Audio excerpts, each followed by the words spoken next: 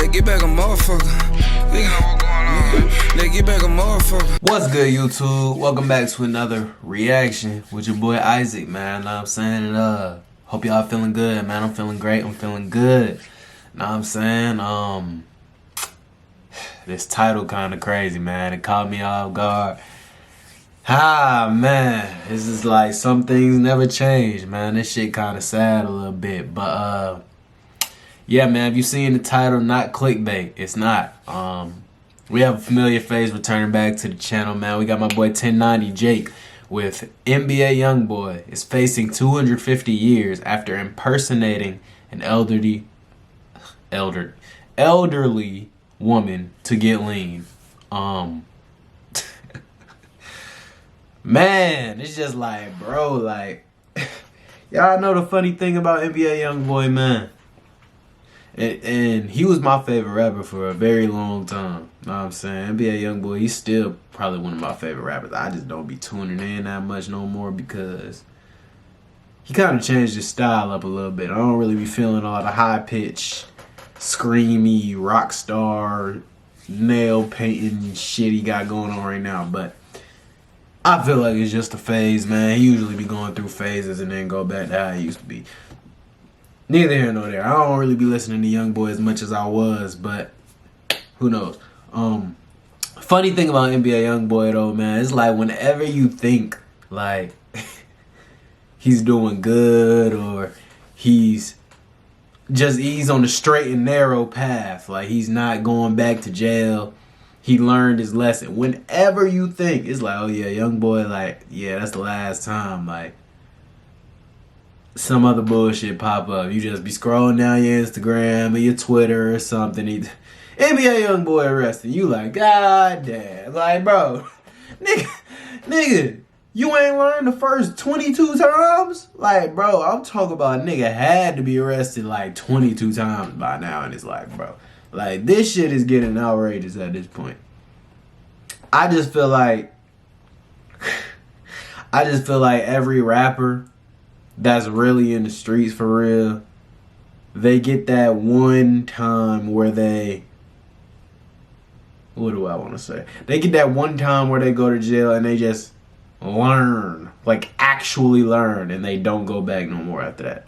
You know what I'm saying? They probably fuck up a few times, but then that last time, it's like they learn.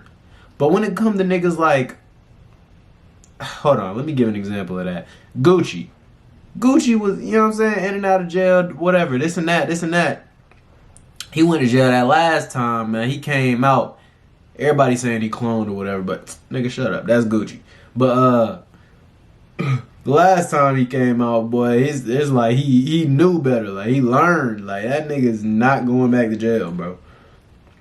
That nigga Gucci learned his lesson, man. But it's like, with niggas like Kodak and Youngboy, it's like them two niggas, like, they just, I get they real street niggas. I get shit happens. But come on, bro. Like, impersonating an elderly woman to get lean. Come on, man. Come on, man. I ain't even watched the video fully yet. But it's just like, my pre-thoughts are, bro, you're NBA Youngboy. First of all, you're on house arrest. You've been on house arrest for however long. But, like, you can't just stay clean for however long they need you to stay clean and then start doing your drugs again, bro. That's my first thought. Second thought is, nigga, if you gonna cheat and do the drugs or whatever, you know what I'm saying, get the lean, why are you impersonating an elderly woman? Nigga, get one of your partners or something to do that. Like, just hit, bro, with the power NBA Youngboy has, he should be able to call up any one of his peoples and be like, bro, I want some lean. And one of them niggas will go just do that shit. Like, you don't even have to, like, try and get in the field yourself and fucking, oh shit, my bad. You don't even have to, like, try and get in the field yourself and fucking get the lean yourself. Which I'm assuming, based off the title, is what happened. But who knows, man? Maybe he did have somebody else get it and they just traced it back and found out he told them to do it. Who knows, man? But based off this title, it sounds like NBA Youngboy actually was the one impersonating an elderly woman to get lean. It's just like, man, how your partners do that or something, man. I know you got niggas that'll do anything for you, bro. You're NBA Youngboy. But anyways, man, excuse my yap session, man. I've been talking too damn much. We might as well just hop straight into the video because I'm interested to find out what happened, man. As always, though, if you're new to the channel, my name is Isaac. I appreciate it if you like, comment, and subscribe. Know what I'm saying? Don't forget to turn on that post notification bell, too, when you subscribe. So you're notified whenever I drop another video, man. And, yeah, man, head over to my Instagram. Follow me over there at officialisaac_. And follow me on YouTube, too, man, on my main channel. It's just Isaac. ISAAC, man. Pranks and everything over there. All the time. But with that being said, man, let's do it, young boy. For a popular rapper is facing over 60 charges after he was arrested in Cache County. NBA Youngboy was arrested this week at his Mill Creek home in what the Cache County Sheriff's Office is calling an ongoing investigation into criminal conduct. We are learning new details about why young rapper NBA Youngboy was arrested in Utah yesterday. The rapper, whose real name is Kentrell Deshaun Galden, was under house arrest as he awaited trial on federal gun charges. Several agencies, including the FBI and Secret Service, executed a search warrant yesterday morning. September 19th, 2023. Reed's Pharmacy in Hiram, Utah. Bro, this shit was a minute ago, called too. in for a 74-year-old woman named Bethel White. The physician who called provided the proper identification, but the number he called from wasn't from his pharmacy. A phone call to the suspected pharmacy would confirm suspicions. The pharmacist didn't have a patient named Bethel White.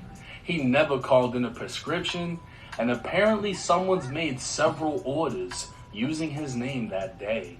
The prescription was for an antibiotic, as well as promethazine with codeine, a Schedule 5 controlled substance, and one of the most abused and sought-after drugs in hip-hop.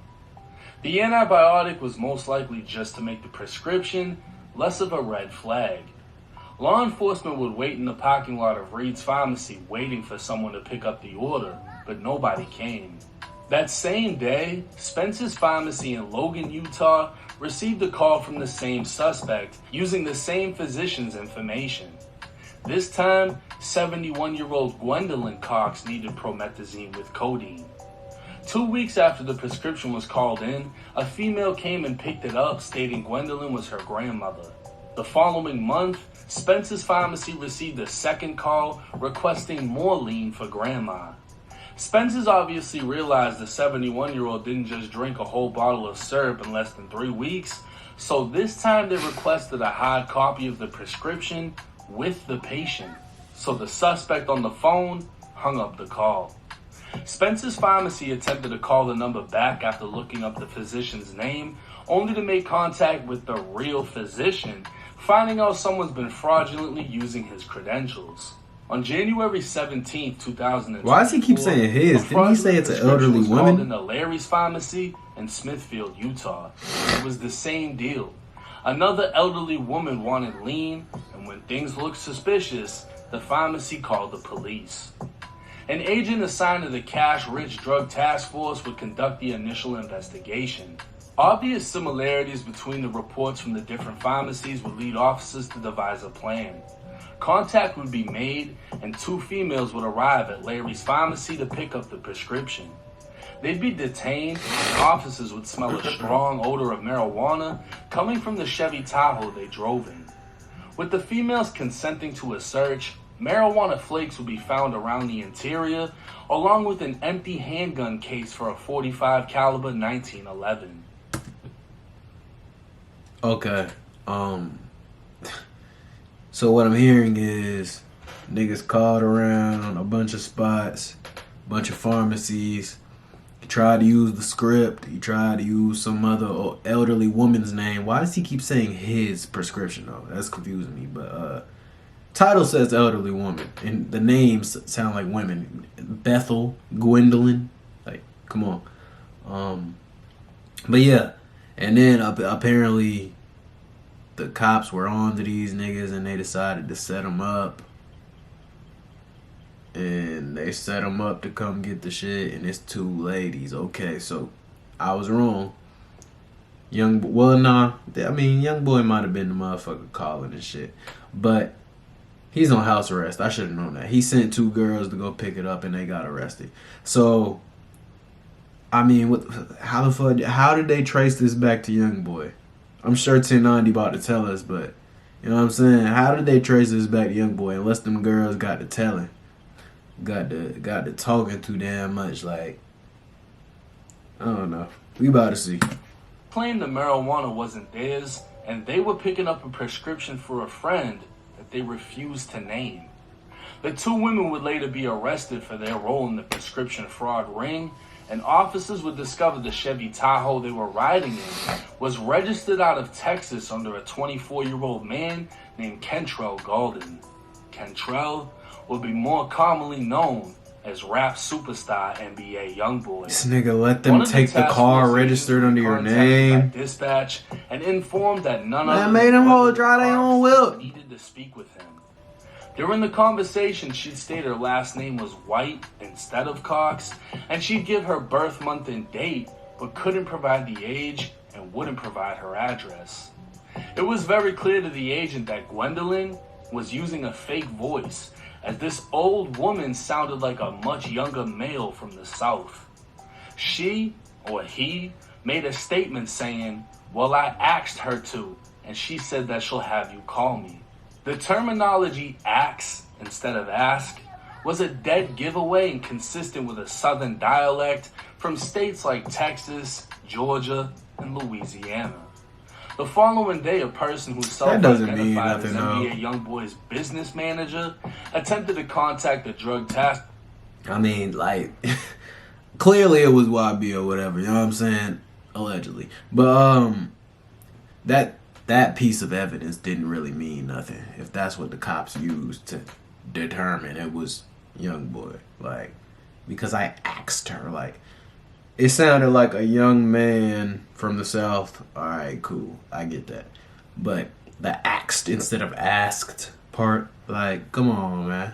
What if it really was an elderly woman who moved from the South to Utah? So that's why she talks like that. Like, bro, what? How are you gonna say, oh yeah, we knew because he said asked instead of ask? It's just how motherfuckers talk in the South. Like, just like I just said motherfuckers instead of motherfuckers. Like somebody else up north or Midwest or somewhere would say, out west or like, you know what I'm saying? Motherfucker, like, I'm from the South too, man. It's just like, how do we know this old woman didn't move from the South to Utah? I mean, I'm just saying, man. I'm just playing devil's advocate. Clearly, this shit is probably YB, though. But I'm just saying, man. That was a dumb way to decide, oh, yeah, this is not an elderly woman. In an effort to get the Chevy Tahoe out of the impound. During this time, the impound company suspected the vehicle may be stolen after speaking with the so-called manager. So the task force officer requested to speak directly with Youngboy. On a conference call being recorded by dispatch, Youngboy told the task force agent the females arrested at the pharmacy were family. The agent would ask about his relations to the female and if they had his permission to drive his vehicle, to which Youngboy said they did have his permission, and he asked for his vehicle back. The agent would tell Youngboy how to get his vehicle back, and the conversation would continue when Youngboy said, ask him about the prescription that they picked up. He paused for a few seconds before saying, she on the fucking hospital bed. She on the hospital bed. You said that, bro? The agent was aware Youngboy was speaking to someone else who claimed to be Youngboy's brother. The call would break up and go silent for durations of time, leading the agent to believe they were muting the call. Because Youngboy was speaking about prescriptions without being asked, showed he had knowledge of the fraudulent prescription the females attempted to pick up. Why would you It would also prove ask a law enforcement officer about the prescription fraud by stating she's on a hospital bed, referring to the fake patient. Youngboy crash, man. Niggas using a crash. The word ask instead of ask, the same way the fake patient Gwendolyn did on the phone. And at this point, it would appear obvious NBA Youngboy was pretending to be a 71-year-old woman in an attempt to get lean. The drug task force would speak with the physician whose name was being fraudulently used, and a report for how many prescriptions were successfully picked up would be made. Ann White, Beatrice White, Caroline White, Gwendolyn White, Alice White, Francine White, Francine Taylor, and Gwendolyn Cox were all fake elderly women whose names were used to pick up different amounts of codeine, sometimes repeatedly. Surprisingly, NBA Youngboy's own name, Kentrell Gaulden, would be used with a birth year of 1953 to pick up a 7-day supply of codeine. A juvenile would be apprehended at the... This nigga's an idiot, bro. Oh my god. Yo, my goodness, bro. I ain't never heard no dumb shit, bro. I ain't never in my life heard no dumb shit like this, bro. This nigga, oh my god, this was so avoidable, gang. This was like, oh my god, this had to be like some just like fiended out shit. Is that even a word? Fiended? Fiend out shit. Who knows? But this had to be some fiend out shit, bro. Cause like, nigga, if you just slow down instead of thinking lean, I gotta get the lean, calm your ass down, nigga. Bro, if you would have slowed down for a second and thought about the process of how you getting this shit, you would have realized, okay, maybe I shouldn't send them in a car registered to me. Bro, my nigga, like, oh my god, boy. And then you're sitting here telling me you admitted you knew the girl. Bro, you should have lied and said the car was stolen, bro. I'm gonna be real with you. Them girls ain't got, like, bro, you should have lied and said the car was stolen. You said, yeah, that's my car. I gave them permission to drive it. Stupid. And then you follow up. Hold on, we getting to the good shit now. You follow up by saying, did they get the prescription? How about the prescription? Man, get this nigga Dumb Nigga of the Year award, man. I'm sorry. And this nigga was my favorite rapper, bro. So I don't give a damn. Call it what you want, bro. I'm just calling a spade, bro. Get this nigga Dumb Nigga of the Year award, man. Come on. Like, bro, my goodness, man. Then the nigga used multiple fake names. He said like 12 names. I was like, cool. All right. He was using all these fake names, and it was working for a while. Cool. But one of the fake names is Kentrell Gaulden. Your actual name, my nigga. And you just said... and you just said you were born in what, 1957 or some shit? Like, bro, what the... My nigga, Kentrell Gaulden, do you not realize you a public figure, bro?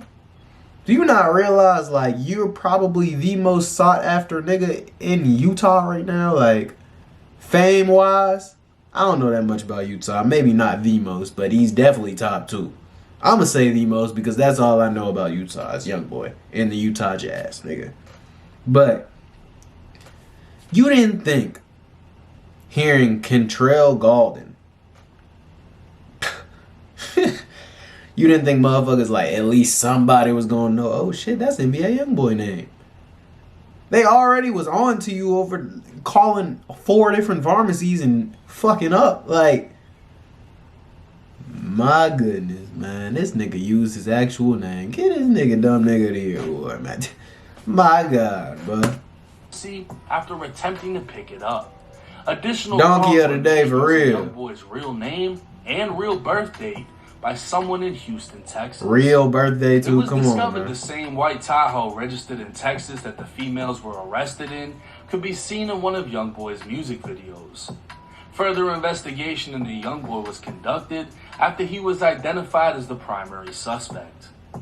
Rising from the trenches of Baton Rouge, Youngboy is documented to have lived in Louisiana, Texas, Georgia, California, and Utah. He's also currently on federal pretrial probation as he awaits trial Bobby used to live in Texas. Charge for possession of a firearm by a convicted felon. The rap star's criminal history is not only extensive, but violent. Back in 2016, Youngboy was arrested on 2 charges of murder in Louisiana as a juvenile. The charges were eventually reduced, and Youngboy I thought it was aggravated assault or something with a firearm, while his second charge of attempted murder was dropped entirely. This conviction alone would make him a convicted felon. In 2018, he'd be arrested for aggravated assault and kidnapping, with the kidnapping later being dismissed. Youngboy would plead guilty to a lesser charge of simple battery, resulting in a misdemeanor conviction and 12 months of probation.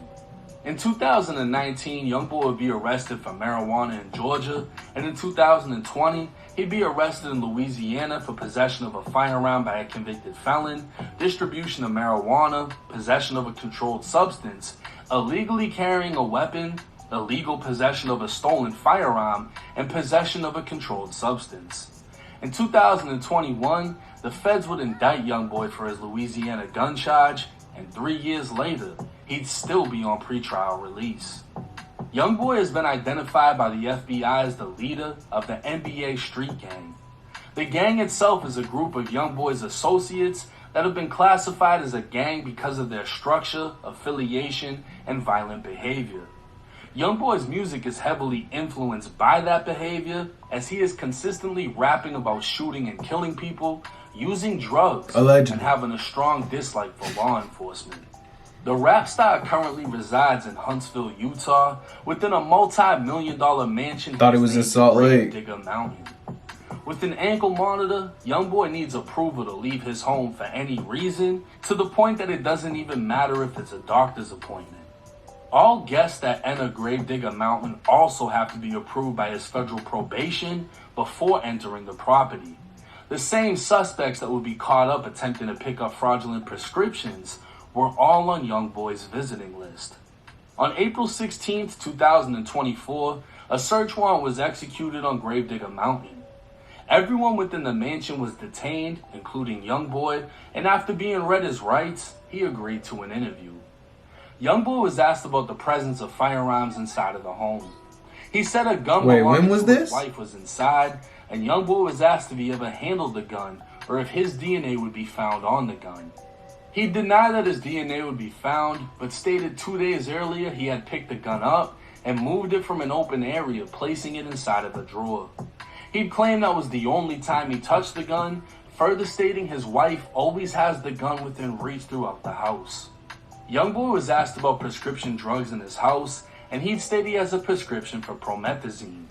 He provided the doctor's name who prescribed it and said he was local. When asked if he had any doctors in Texas, he'd say no, and continued to deny having been prescribed drugs from any other doctor. When asked about his associates picking up fraudulent prescriptions, he claimed to have no knowledge of their activities. He confirmed his association with 3 of them, and when confronted about the call with the agent, he stated he didn't remember, making suggestions the agent likely spoke with his dad. But the agent would note Youngboy has a very distinct voice, and that it was in fact him on the call, as the agent later spoke with Youngboy's dad and could tell it wasn't him. Youngboy was interviewed further, but continued to be deceptive and deny knowledge of anything illegal. During the search, law enforcement found a prescription bottle inside Youngboy's bathroom within the master bedroom. The bottle was prescribed to Caroline White, one of the fraudulent names. An antibiotic would be found within Youngboy's name, but with the birth date from 1955, and another bottle of promethazine would be found without a label. A handgun Youngboy admitted of possessing would be found within the master bedroom closet, with an empty magazine and 1 round loaded in the chamber. 3 more bottles of promethazine would be found inside of the home, and all electronics was seized. NBA Youngboy would be placed under arrest and charged with possession of a weapon by a restricted person, pattern of unlawful activity. It's like 20 counts of identity fraud. Oh shit, it was literally 20. Procuring or attempting to procure a drug prescription. That's crazy. 20 counts of forgery and possession of a controlled substance, being marijuana or spice. Now, while it sounds like Youngboy clearly has a drug problem and was using his team to obtain them, how serious are his actual charges? For possessing the weapon and the pattern of unlawful activity, he faces up to 15 years each. Both fraud and forgery carry up to 5 years in prison, while trying to get a prescription carries up to a year. Because he faces 62 charges, NBA Youngboy is facing, at maximum, a total of 250 years. But it's highly unlikely he'd receive that sentence, as that's the max punishment on every count. What is likely to happen is the feds will indict Youngboy again for being a felon in possession of a firearm, the same way they did after his arrest in Louisiana. If this happens, we can expect his pretrial release to be gone and Youngboy to be kept in a federal facility until both federal cases come to an end. The fact that he admitted he moved the gun is an admission of guilt, which his lawyer will have to fight to get that statement thrown out. On top of that, the gun was found loaded in his bedroom closet, meaning while he may not have physically possessed it, even though he said he did, he could still be charged with constructive possession for the simple fact that he had access to it. Obviously, being placed on house arrest for years is damaging to one's mental health, and a drug addiction can blur one's mind. But we'll just have to wait and see if Youngboy's legal team is able to find sympathy while prosecutors seek punishment and a judge weighs out justice. Alright, y'all. That's gonna do it for this one, man. But with that being said, my closing thoughts. Youngboy, man, seek help, man. You gotta get...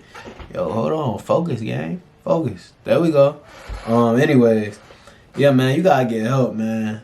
The drug shit, like... It's weird, man. I'm kind of torn because it's like...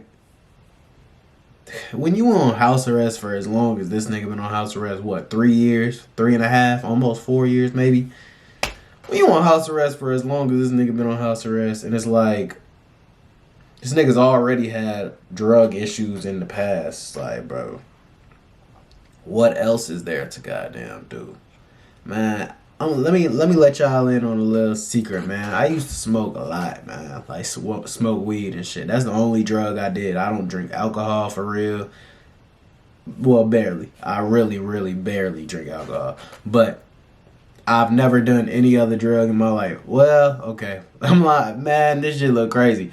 I done tried lean and shit before, but consistently, the only drug I've done is fucking weed, bro. Like, that's the only drug I've done consistently. Know what I'm saying? And I've really stopped smoking as much as I used to. But when I was doing that shit heavy, bro, I tried to stop multiple times, bro. When you try to stop multiple times, but it's like you're in a house, man. It's like, that. What else is there to do? You feel me? Like, when you're already used to smoking every day type shit, it's like you sit around in the house and you like, damn, like, I'm bored as hell. You do the shit out of boredom at that point. It's not even like you want to smoke or you want to do that.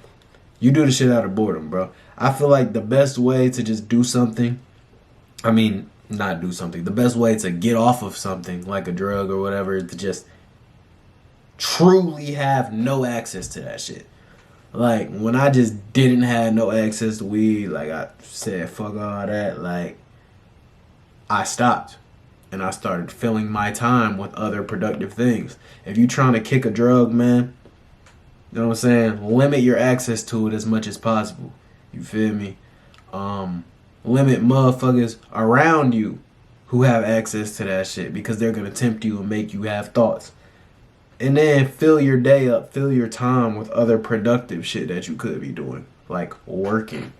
If you're a YouTuber, record some videos. If you're starting a business, work on your business. If you're starting a clothing brand, work on that. If you're trying to be a rapper, go to the studio. That shit might be hard though, because rappers be acting like they need to smoke to do this or whatever. But it's an example, man. Y'all get it. Do some productive shit. That shit'll help you at least stop thinking about it. And I feel like after like 2 weeks, maybe 3, you'll be done with that shit, man. You're not even gonna think about it, bro. It's really just getting them first few weeks out of the way. without doing it, seeing it, hearing about it, thinking about it. After that, it's like, okay, it really ain't as hard as you think, you feel me? Like, it's really not. But when you're around motherfuckers who's doing that shit, when you're around motherfuckers talking about that shit, or when you're seeing it and you're trying to just tell yourself, nah, I don't need it, I don't, bro, it's gonna be a lot harder. So, yeah, I'd tell that to y'all, anybody who's trying to get off of like a drug or, you know, doing drugs or whatever, like, you know, just limit your access to it, man. Fill your time up with some productive shit. As far as NBA Youngboy goes, man, this was a crash move, brother. I can't lie to you. Like, I don't, even if you were gonna keep going about getting lean or whatever, you could have did it in a way smarter way than this, man. That's coming from one of your biggest fans, bro. Like, I was one of your biggest fans. I still like your music. I still like you as a person. I'm just saying, like, this shit, I could be honest, this was some crash out shit. You know what I'm saying? This is some crash out shit. But it's all good, man. That's how I feel about it. Youngboy got a superstar lawyer, man. He ain't gonna be sitting for too long. They gonna figure it out. Shit, the last case he beat, I didn't see that happening, bro. I don't know how they did that. So this, bro, this some little pity pat shit, man. They gonna get over it, bro. It ain't nothing. They gonna beat this shit. But yeah, this was a crash out move, YB. Nonetheless. But yeah, that's all for this video, man. Hopefully y'all enjoy it. As always, if you're new to the channel, man, my name is Isaac. I'd appreciate if you like, comment, and subscribe, man. You get 3 videos a day on this channel, man. So make sure you turn and post notifications on as well. Press that bell. And yeah, man, so you're notified whenever I drop another video. Don't forget to head over to my Instagram too. Follow me over there at officialisaacn_. You know what I'm saying? And subscribe to my main channel too on YouTube. It's just Isaac, ISAAC, man. Pranks and everything over there all the time. But with that being said, man, I'm gonna see you in the next video.